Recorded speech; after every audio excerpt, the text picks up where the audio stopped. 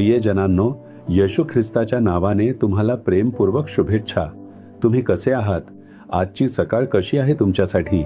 जागे होताच संघर्ष सुरू झाला का? आपल्या आयुष्यात दररोज संघर्ष असतात, कारण देवाचे वचन तसे सांगते. येशू म्हणाले, या जगात तुम्हाला क्लेश येतील. त्यामुळे आपल्याला दररोज काही ना काही दुःख आणि क्लेशांना सामोरे जावं लागेल. तुम्ही विचार करत आहात का की असं का होतं? कारण या जगाचा अधिपती सैतान आहे. प्रभू स्वतः हे सांगतायत. सैतान कधीच शांत बसणार नाही, कारण तो आपला शत्रू आहे. तो आपल्याला त्रास देण्यासाठी काहीतरी करतच राहतो. तो आपल्याला घाबरवण्यासाठी, निराश करण्यासाठी किंवा मर्यादित करण्यासाठी काही ना काही मार्गाने काम करत असतो. तुम्ही विचार करत आहात का की या परिस्थितीत कसे टिकावे? त्याच्यावर विजय मिळवण्यासाठी आपण काय करायला हवे? याकोब अध्याय 4 वचन 7 मध्ये लिहिले आहे, सैतानाला अडवा, म्हणजे तो तुमच्यापासून पळून जाईल. तुम्ही त्याचा विरोध केला पाहिजे. दररोज तुम्ही येशूच्या नावाने सैतानाचा विरोध केला पाहिजे. मी सकाळी उठताच देवाची स्तुती करत आणि प्रार्थना करत असतो.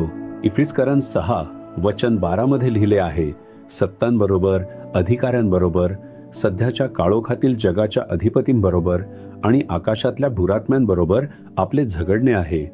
मी प्रार्थना करत असतो.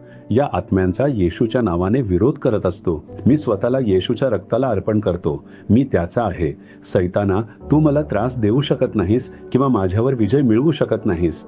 मी तुला येशू ख्रिस्ताच्या नावाने विरोध करतो. मी येशूच्या रक्ताचा शिंपड करून तुला हकलतो. जेव्हा मी हे कबूल करून प्रार्थना करत असे, तेव्हा मला दिवसभर प्रभूचे संरक्षण आणि विजय जाणवत असे.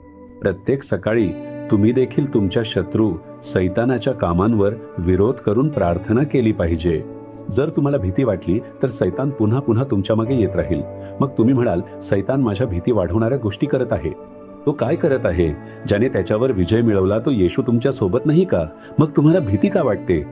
सैतानावर विजय मिळवणारा येशू आपल्या सोबत आहे. म्हणून असे म्हणा, येशू ख्रिस्ताच्या नावानं सैताना, मी तुझ्या सर्व संघर्षांना विरोध करतो. मी तुझ्या सर्व कामांना झिडकारतो. मी स्वतःला येशूच्या रक्ताला अर्पण करतो. अशी प्रार्थना दररोज करा. आजही अशीच प्रार्थना करा आणि बाहेर पडा.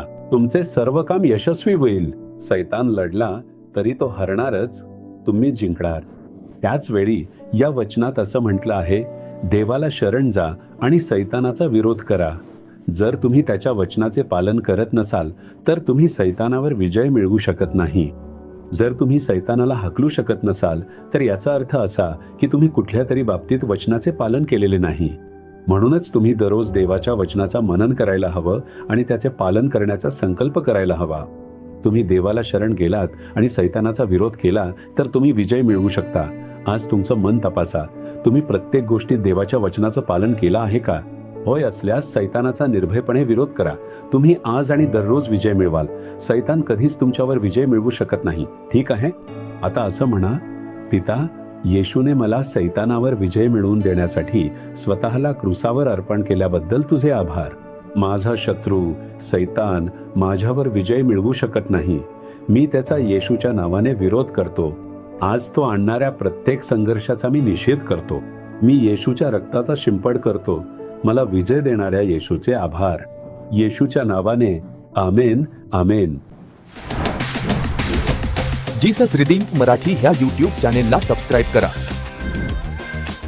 सबस्क्राईब बटनावर क्लिक करा आणि बेल चिन्हावरही क्लिक करा. दररोजच्या नवीन कार्यक्रमांची माहिती मिळवा.